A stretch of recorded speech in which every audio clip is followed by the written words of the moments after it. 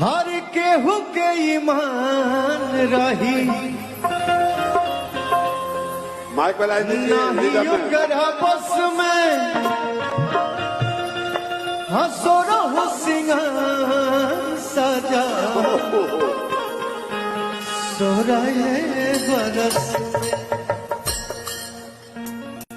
हुस्न के जादू अदा के मंतर तुम पे चलो ले बड़े हुस्न के जादू अदा के मंतर तुम पे चलो ले बड़े भगवान बड़ी फुर्सत से आप सबके बनौले भगवान बड़ी फुर्सत से